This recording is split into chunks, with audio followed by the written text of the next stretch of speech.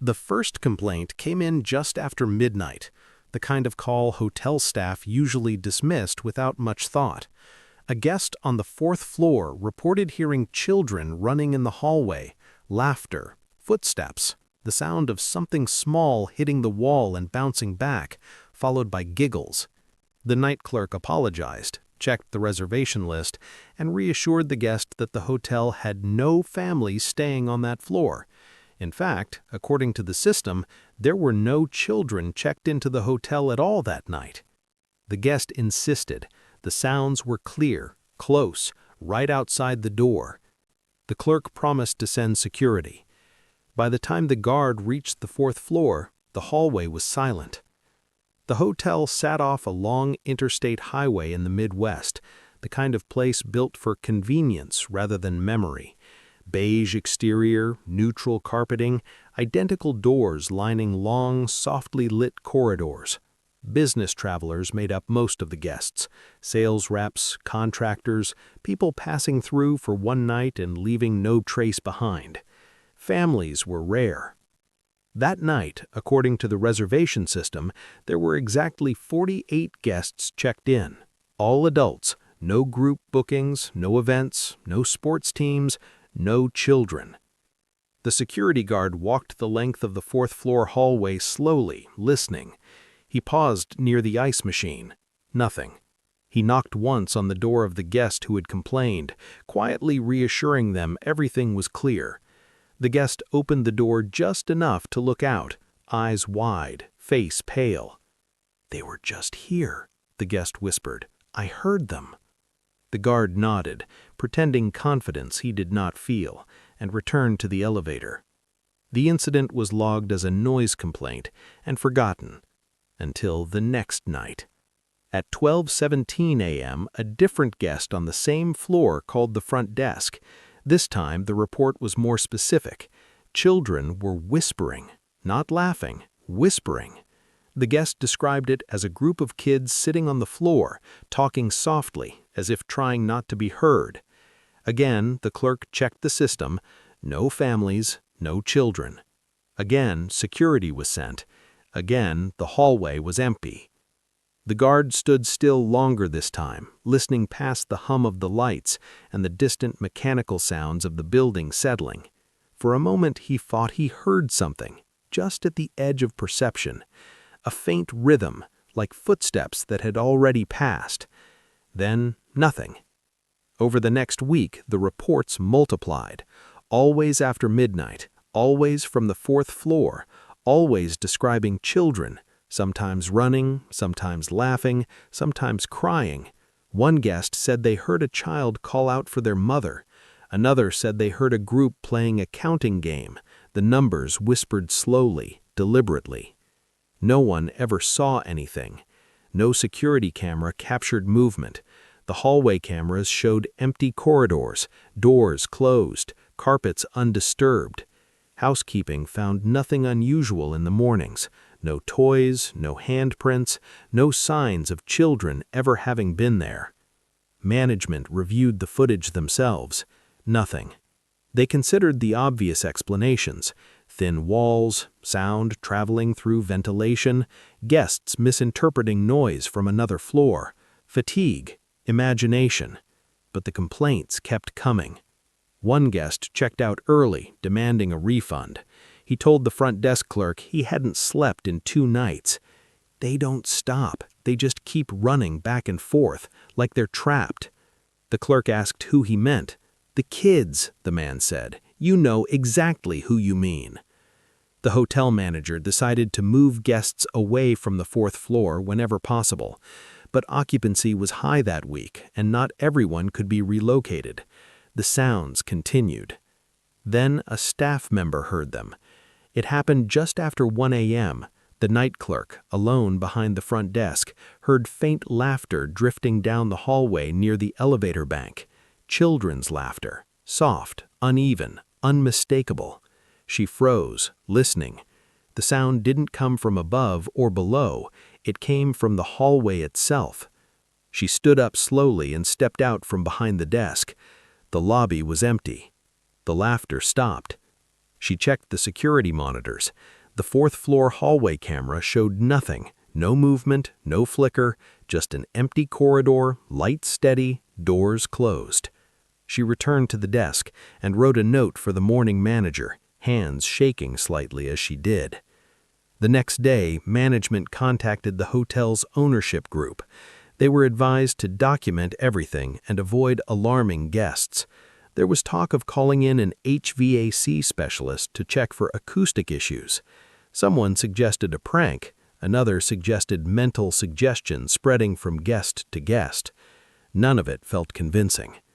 A week later, a couple staying on the fourth floor called the front desk at exactly 12:03 a.m. They weren't angry, they weren't scared, they were confused. "We can hear children," the woman said calmly, "but they're not in the hallway, they're inside the walls." The guard was sent up again, this time accompanied by the assistant manager. They stood in the corridor together, listening. For several minutes, there was nothing.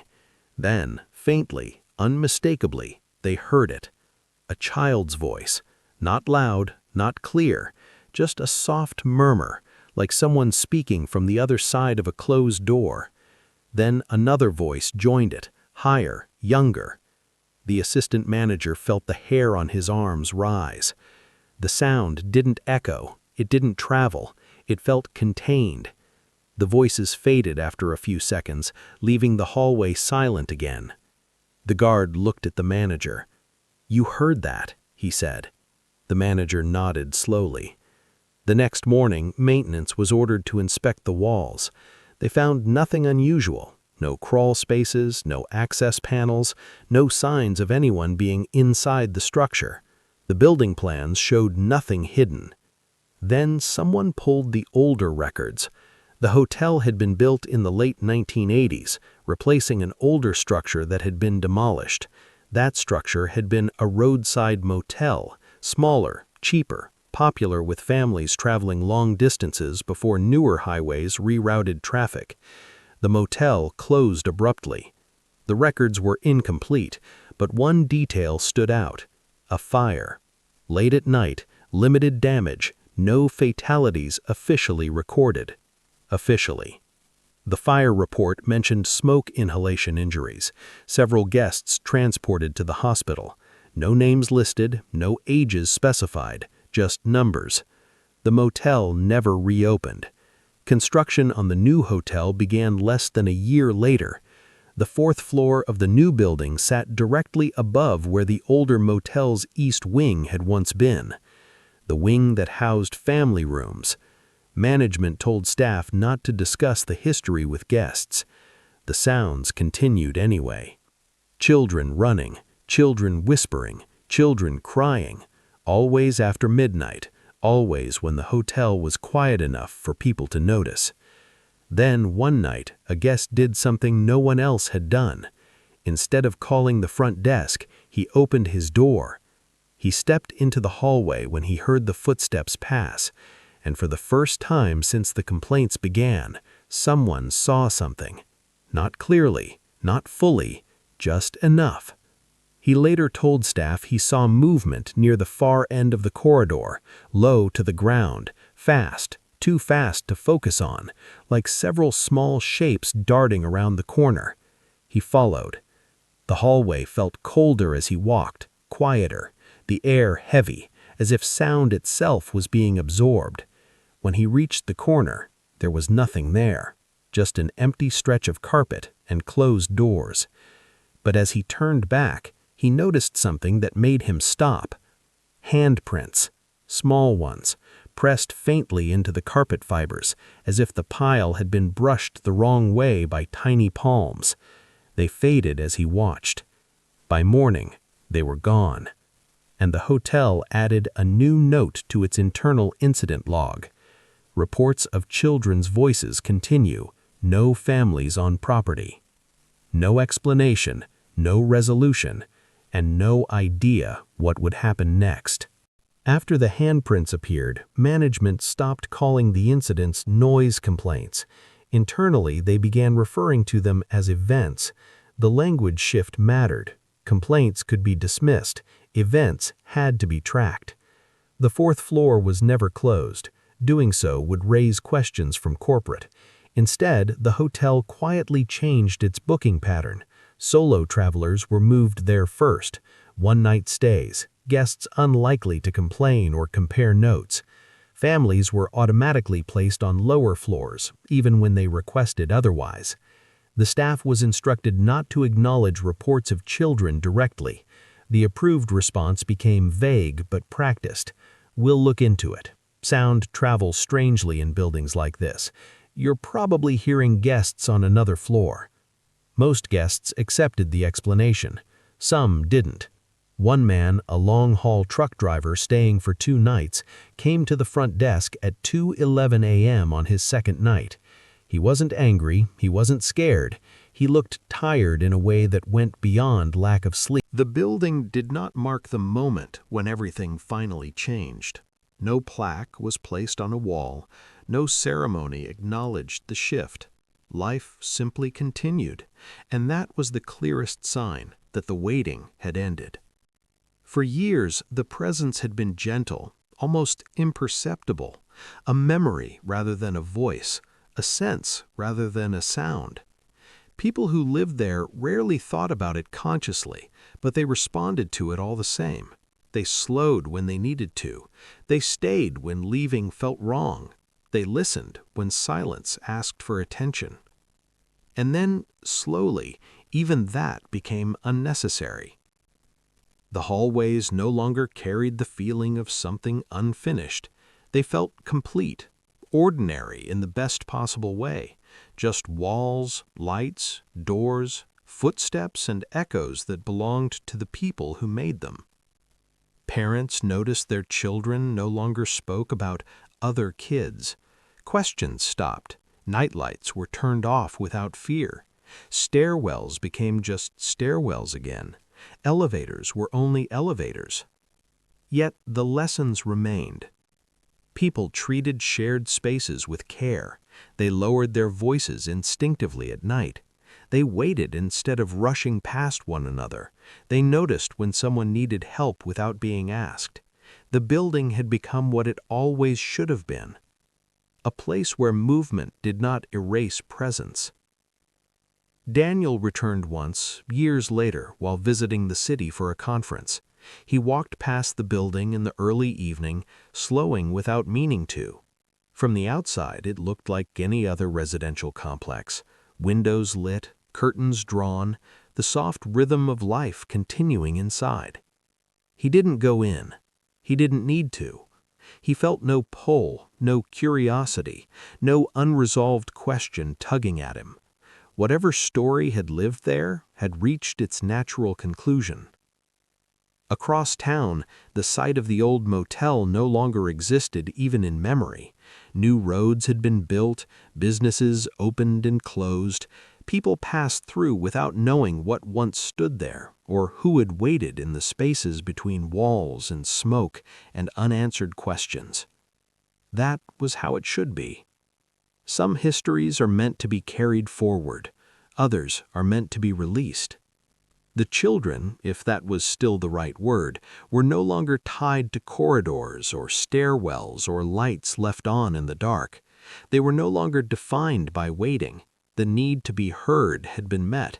The need to be acknowledged had been fulfilled. And acknowledgement, once given, cannot be taken back. Time continued its work quietly. Years turned over. New Year's Eve arrived and passed without incident. Midnight came and went like any other minute.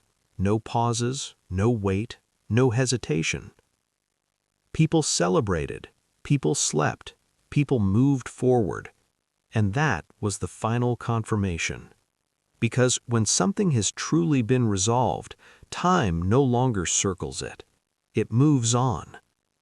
The building aged gracefully. Paint faded, carpets were replaced again, management changed hands more than once. None of it disturbed the balance. The space adapted the way healthy spaces do, without resistance. One night, Long after Laura had moved on, a child visiting a friend in the building asked a simple question while standing in the hallway.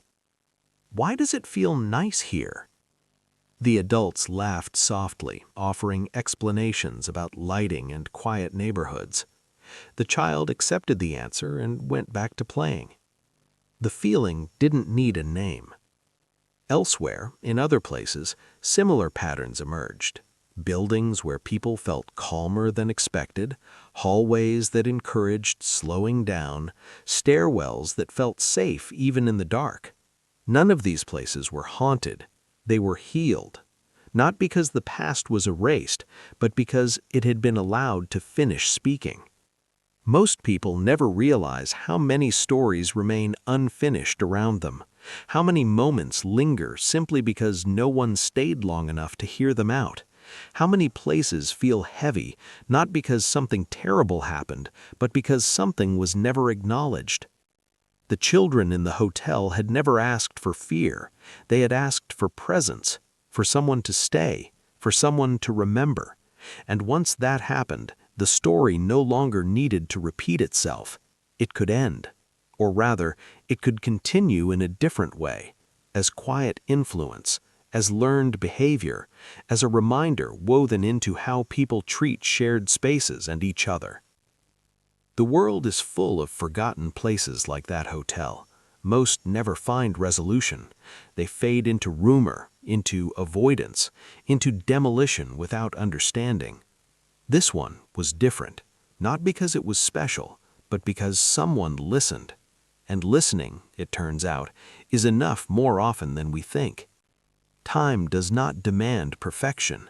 It demands completion. And completion does not always mean answers. Sometimes it simply means that waiting is no longer necessary. The children had waited long enough. They no longer needed the halls. They no longer needed the lights. They no longer needed to knock. They were free to move forward, even if no one could say exactly where that meant. And the building finally could rest as just a building, a place of ordinary life, which is the greatest ending any haunted place could hope for. Not silence, not destruction, but normalcy. The kind that comes only after something has been fully, finally heard. No one noticed the exact moment the story truly ended. That, more than anything else, proved it was finally over. Endings that announce themselves are rarely real endings. They are pauses disguised as conclusions, moments waiting to be reopened. This ending did not ask to be witnessed. It did not ask to be remembered. It arrived quietly, folded into ordinary life, and then stepped aside. Years passed. The building aged the way all lived-in places do, not with decay, but with soft change. Corners rounded by use, paint touched up and repainted again, carpets replaced, then replaced once more. Families moved in, grew and moved out. Children who once ran through those hallways grew into adults who barely remembered living there. And nothing followed them. That was the difference. No lingering dreams, no recurring questions, no sense of being watched when they walked away. Whatever had once waited in the dark no longer needed to attach itself to memory. The hallways belonged fully to the present. A new property manager eventually requested historical documents for insurance purposes, old permits, land use records, demolition reports. The motel fire appeared as a single line item in a digital archive. No details, no context, no names. Just a date and a location that no longer existed. The manager closed the file without comment. There was nothing left to investigate. The children were not gone in the way things vanish. They were gone in the way stories finish. Not erased, completed. And completion has a weightlessness to it that silence never does. Occasionally, residents still described the building as comforting. New tenants used words like safe and easy to breathe in. Some joked that it was the only apartment they had ever lived in where hallways didn't feel awkward or empty at night. They didn't know why. They didn't need to. Laura never returned. She heard through a mutual friend that the building was doing well, that families stayed longer than expected, that neighbors knew each other's names, that people smiled more in shared spaces. She smiled when she heard this. She didn't feel a pull to go back. The work had been done. In another part of the city, a different building went up on a different piece of land with its own forgotten history. Someone would hear something strange there someday, someone else would dismiss it, another person might stay. That was how it always worked. Not every place is meant to be healed, but every place can be, if someone listens long enough. Time moved forward without resistance. New Year's Eves passed without heaviness. Midnights arrived and left like any other minute. Transitions felt natural again, not forced, not delayed. The need to wait had ended, because waiting, at its core, is a response to absence, and absence had finally been answered. If you walked those hallways now, you would hear only what belonged there. Footsteps of neighbors returning home, laughter of children who had beds to sleep in and parents who came back, the quiet hum of a building doing what buildings are meant to do, shelter life, not trap it. Nothing followed you, nothing watched, nothing asked to come in. The doors closed when they were meant to close, the lights turned off when they were no longer needed, and darkness became just darkness again. The children had never wanted to scare anyone.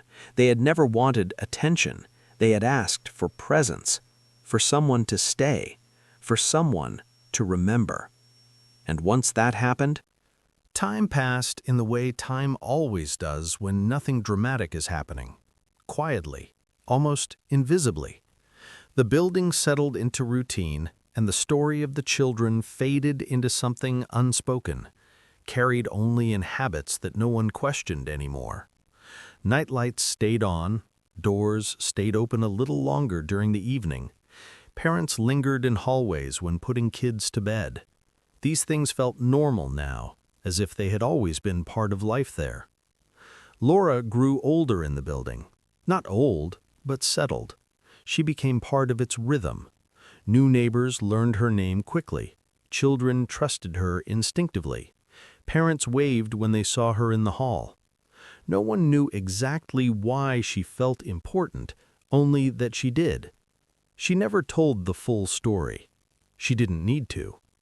The children, those who lived and those who had waited, were quieter now. Their presence, when it came, felt gentle, almost curious. They no longer reacted to movement with urgency. They did not follow people. They did not ask to come inside. Instead, they observed. Laura noticed it first when she began hearing footsteps that stopped when she stopped. Not rushing away, not circling, just pausing, as if whoever made them was learning how to move alongside, not around. One night, as she carried groceries down the hallway, she heard a small voice behind her. "You're still here." Laura smiled without turning. "I am." There was a pause, then softly, "Thank you." The words stayed with her long after the sound faded. Other residents began to sense it too, though none would have described it as anything unusual. The building felt safe in a way that went beyond locks and lighting. People slept more deeply, arguments cooled faster, even visitors commented on the calm. "It feels grounded," one friend said while visiting, "like the place is watching out for itself." Laura said nothing. The first real test came during a storm. A powerful winter storm swept through the region one night, knocking out power across several neighborhoods. The building went dark just after 11 p.m. Emergency lights flickered briefly, then failed. Elevators stopped. Hallways were plunged into near total darkness. For a moment, fear rippled through the residents. Parents called out to children. Doors opened. Voices echoed in the stairwells. Laura grabbed a flashlight and stepped into the hallway. The darkness felt different this time. Not heavy, not threatening. Still. Then she heard it. Footsteps. Slow, careful, multiple, moving through the dark without panic. Laura stood still and listened. "We remember the lights," a voice whispered. "We'll be okay," another said. Residents gathered in the hallway, flashlights and phone screens casting small pools of light. Someone laughed nervously. Someone else suggested sitting together until power returned. They sat. Children curled up against parents, neighbors shared blankets. Time passed without urgency. And in the darkness, something else moved. Not toward them, not away, but with them. A quiet presence that did not demand attention. When the power returned an hour later, the moment ended naturally. People stood, stretched, smiled awkwardly, and returned to their apartments. No one mentioned hearing voices. No one mentioned footsteps. But Laura felt it. The children had learned something important. Darkness no longer meant abandonment. After that night, the sounds changed again. They became rare. Weeks passed without anything at all. Laura began to wonder if this was what resolution felt like. Not an ending, but a release, a loosening of something that had been held too tightly for too long.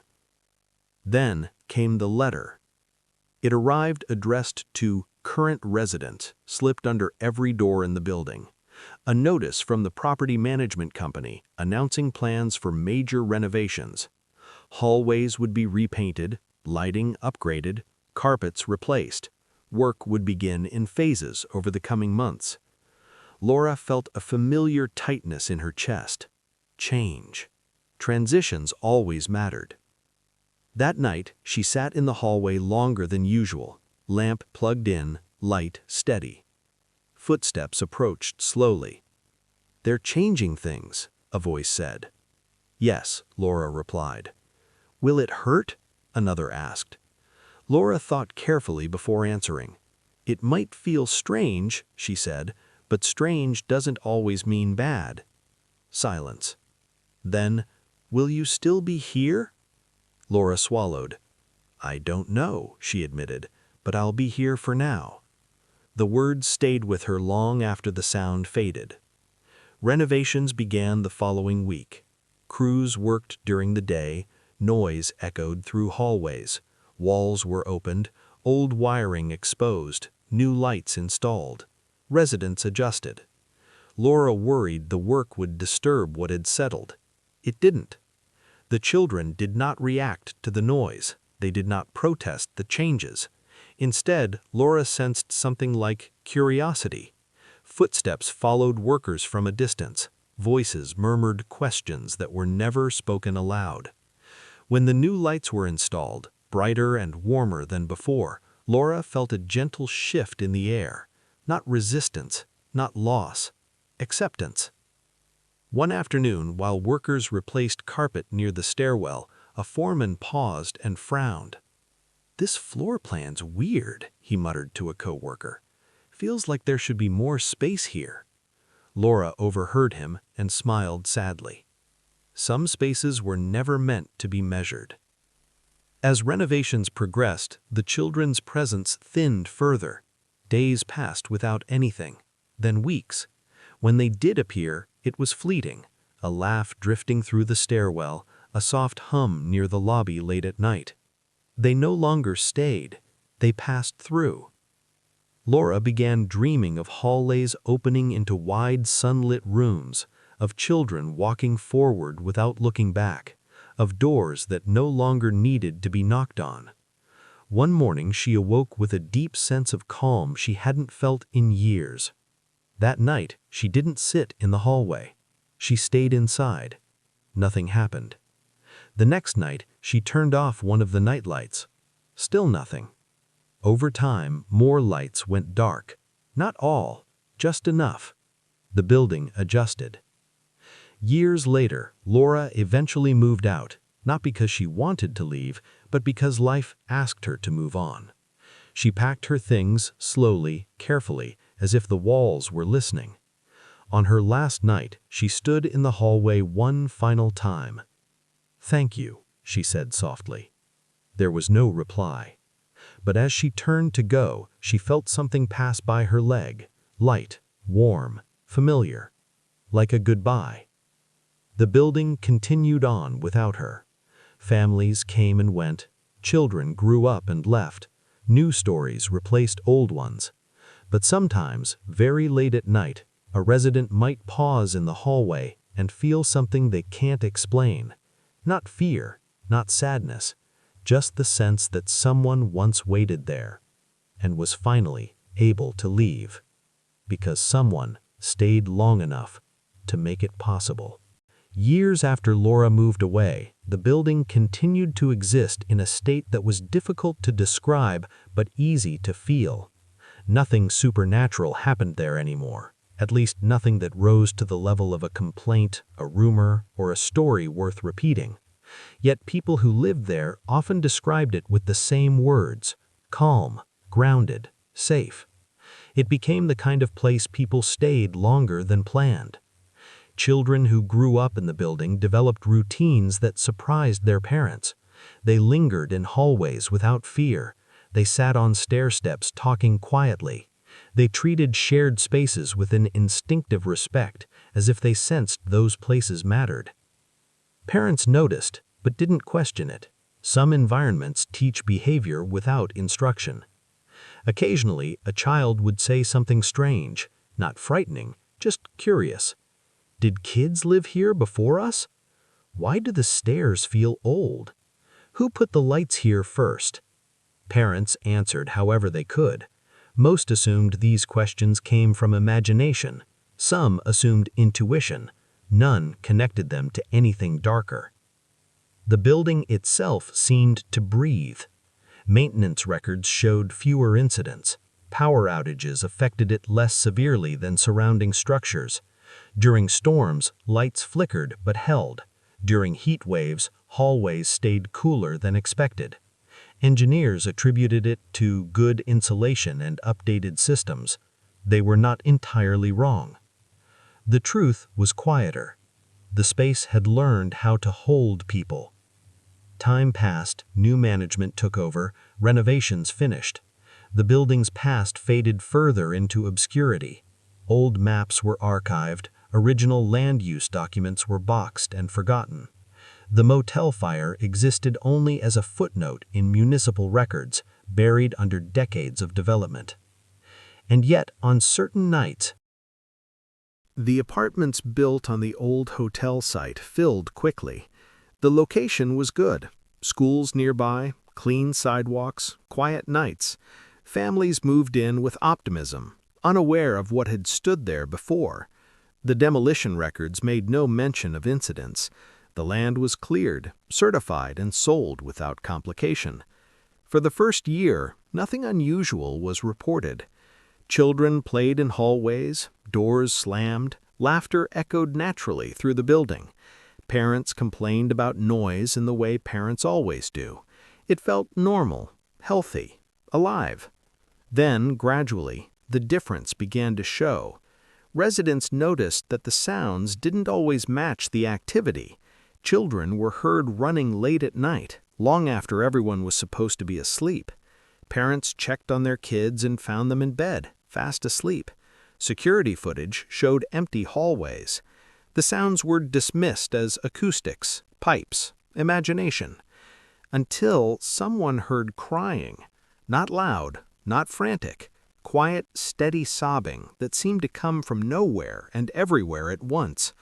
A mother on the second floor reported hearing it through the baby monitor at 2:19 a.m. She rushed to her child's room, heart pounding. Her baby was sleeping peacefully. The crying continued through the monitor for several seconds, then stopped. That night, she unplugged the device. Others began noticing patterns.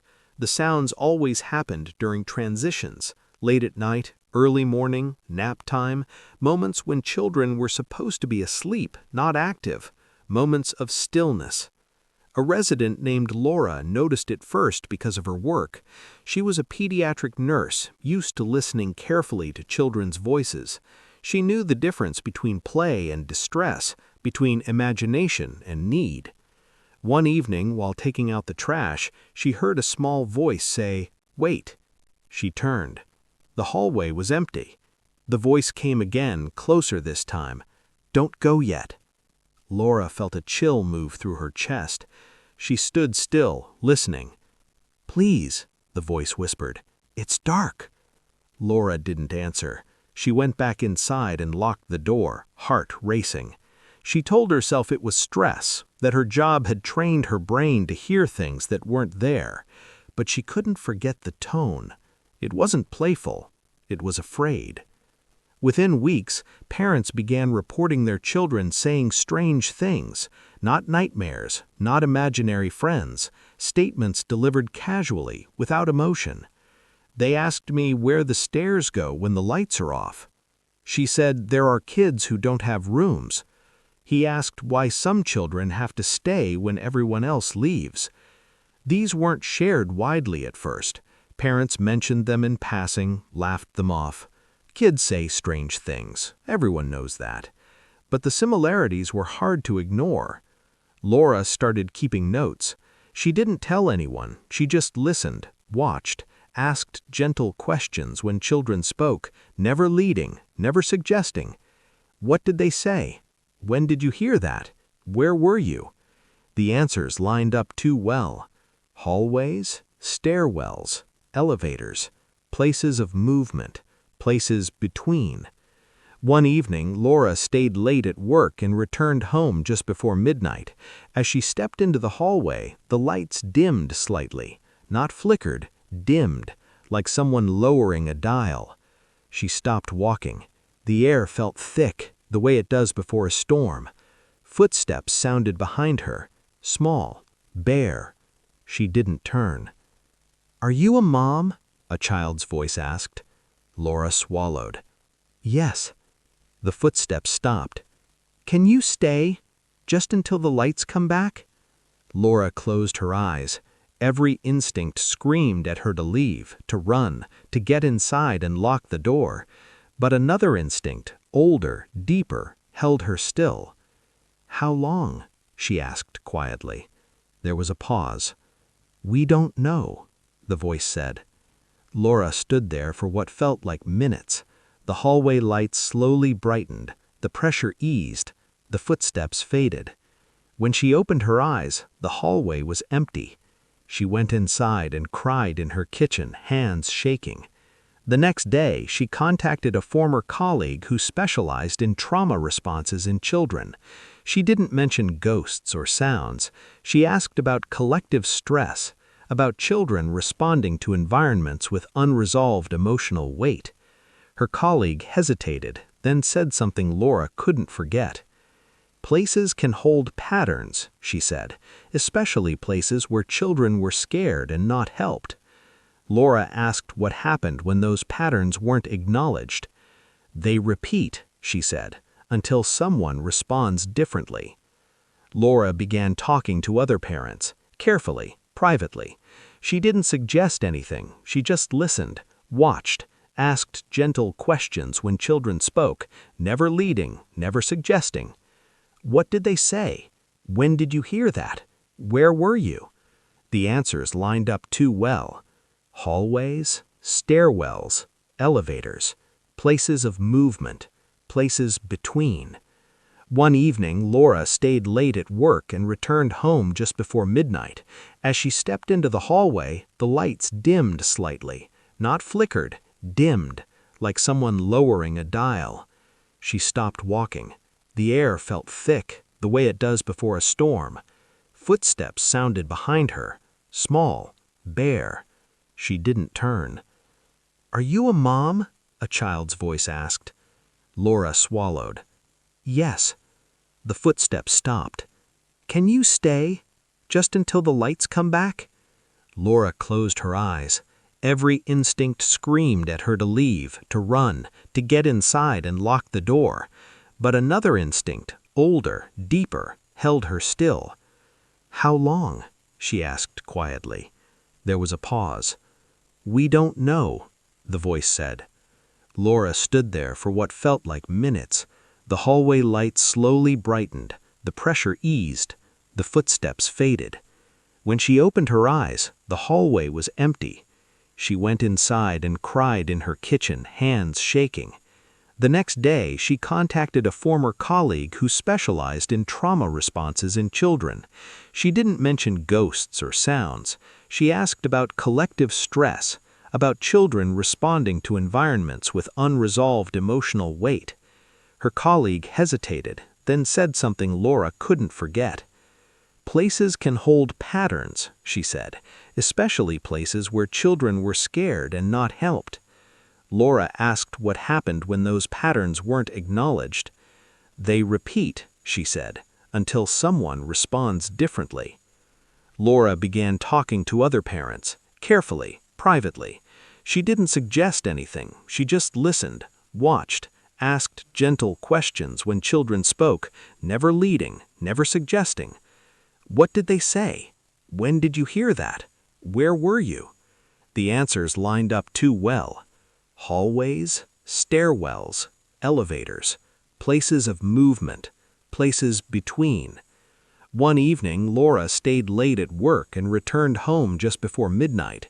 As she stepped into the hallway, the lights dimmed slightly, not flickered, dimmed, like someone lowering a dial.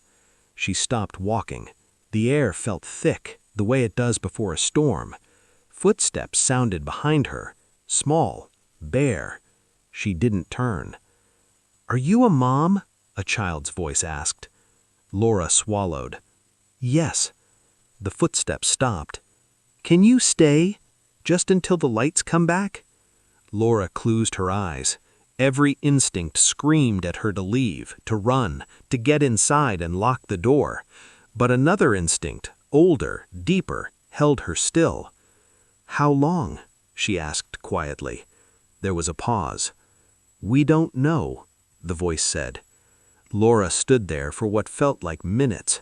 The hallway lights slowly brightened, the pressure eased, the footsteps faded. When she opened her eyes, the hallway was empty. She went inside and cried in her kitchen, hands shaking. The next day, she contacted a former colleague who specialized in trauma responses in children. She didn't mention ghosts or sounds. She asked about collective stress, about children responding to environments with unresolved emotional weight. Her colleague hesitated, then said something Laura couldn't forget. "Places can hold patterns," she said, "especially places where children were scared and not helped." Laura asked what happened when those patterns weren't acknowledged. "They repeat," she said, "until someone responds differently." Laura began talking to other parents, carefully, privately. She didn't suggest anything, she just listened, watched, asked gentle questions when children spoke, never leading, never suggesting. "What did they say? When did you hear that? Where were you?" The answers lined up too well. Hallways, stairwells, elevators, places of movement, places between.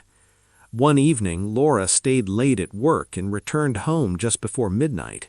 As she stepped into the hallway, the lights dimmed slightly, not flickered, dimmed, like someone lowering a dial. She stopped walking. The air felt thick, the way it does before a storm. Footsteps. After the knocking incident, the fourth floor stopped being a rumor and became a problem. The guest who heard the knocks didn't scream. He didn't run. He stood frozen behind the door, heart racing, listening as the small voice repeated itself, polite, patient, almost rehearsed. "Can we come in now?" He called the front desk without opening the door. The clerk stayed on the line while security went upstairs. During the call, the guest said he could hear movement outside, shuffling, light footsteps, the soft sound of fabric brushing carpet. But there was no laughter, no running, just waiting. When security arrived, the hallway was empty. The guest left before sunrise. Management reviewed the camera footage frame by frame. The moment of movement, barely visible, was the first time anything resembling a shape had appeared on video. low to the ground, multiple, still. No facial features, no clear outlines, just presence. Corporate sent an investigator 2 days later, not paranormal, risk assessment, liability, someone trained to determine whether a building posed a legal threat to guests. He interviewed staff, reviewed reports, watched footage, and walked the 4th floor alone at night. At 12:30 a.m., he heard them. He later admitted this reluctantly, only after being pressed. He described the sound as children whispering in unison, not words, just breathy, rhythmic murmurs, as if practicing something together. He stood still and listened. The sounds stopped. He took a step forward. They started again. Closer. The investigator finished his report the next morning. Officially, he found no actionable hazard. Unofficially, he advised management to limit guest exposure to floor 4 during overnight hours. Corporate approved partial mitigation. From that point on, the 4th floor was never fully booked at night. Doors at either end of the hallway were kept locked after midnight. Guests staying there were warned that noise might occur due to structural acoustics. It didn't help. The children adapted. Reports shifted from hallway sounds to in-room experiences. Guests heard footsteps circling their beds, soft taps on walls from inside the room. One guest woke to the sound of breathing directly above her face, only to find nothing there when she turned on the light. Another claimed a child sat at the edge of his bed and asked his name. There were no visual confirmations, only voices, only sound, and the sense of being observed. The most disturbing change came with the timing. Originally, the sounds began after midnight. Then they started earlier, 11:47, 11:30.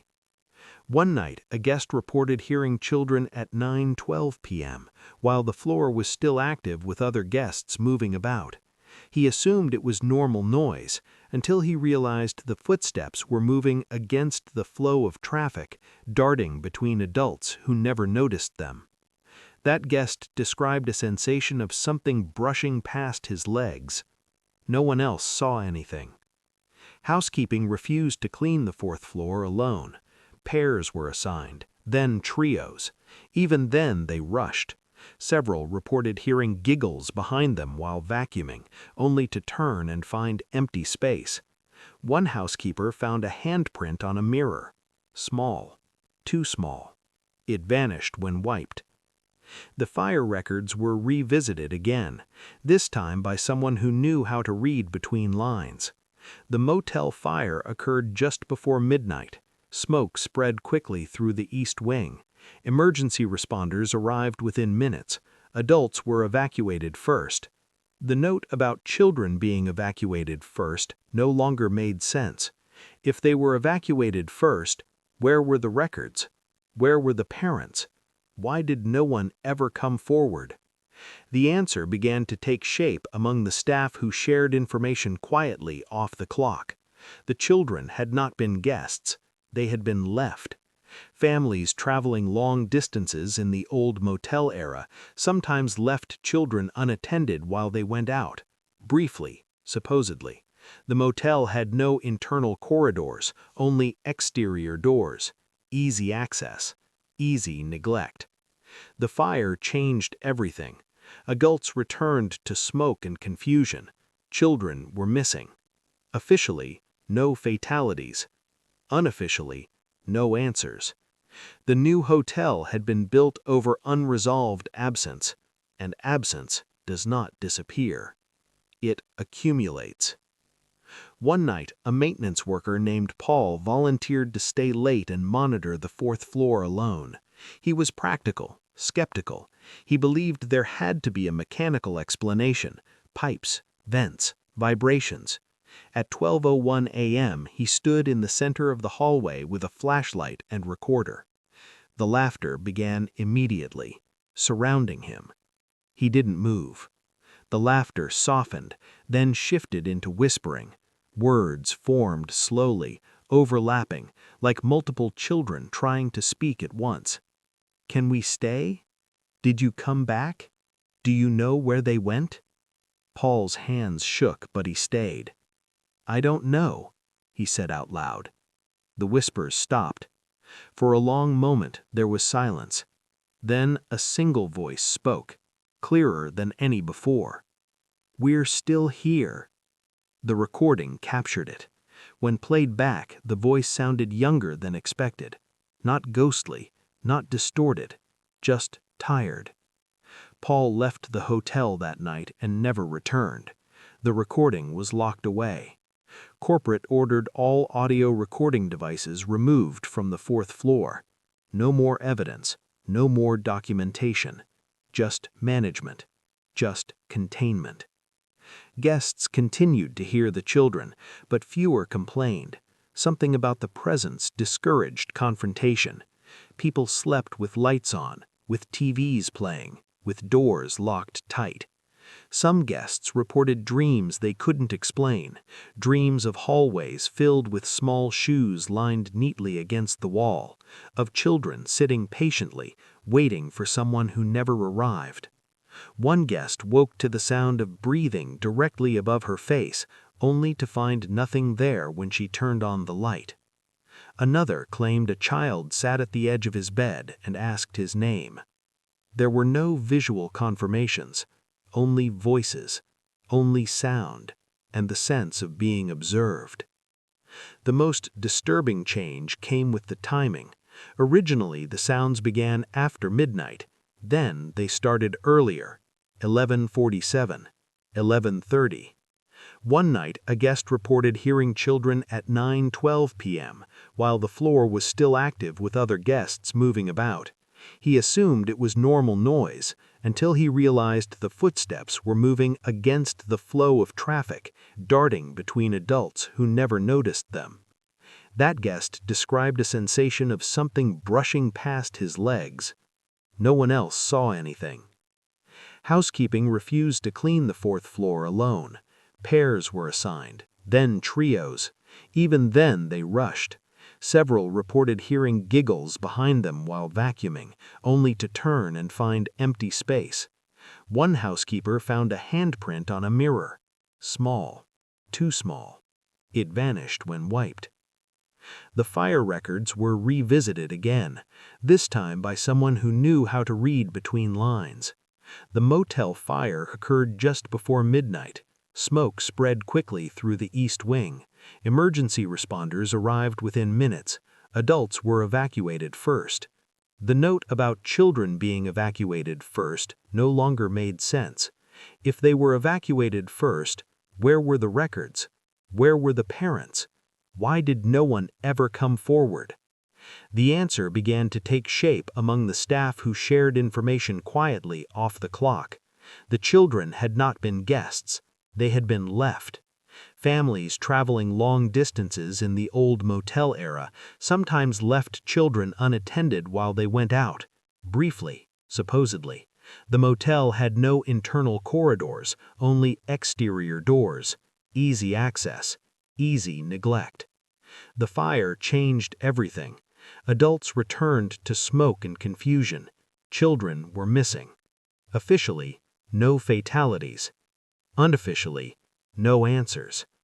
The new hotel had been built over unresolved absence, and absence does not disappear. It accumulates. One night, a maintenance worker named Paul volunteered to stay late and monitor the 4th floor alone. He was practical, skeptical. He believed there had to be a mechanical explanation: pipes, vents, vibrations. At 12:01 a.m., he stood in the center of the hallway with a flashlight and recorder. The laughter began immediately, surrounding him. He didn't move. The laughter softened, then shifted into whispering. Words formed slowly, overlapping, like multiple children trying to speak at once. Can we stay? Did you come back? Do you know where they went? Paul's hands shook, but he stayed. I don't know, he said out loud. The whispers stopped.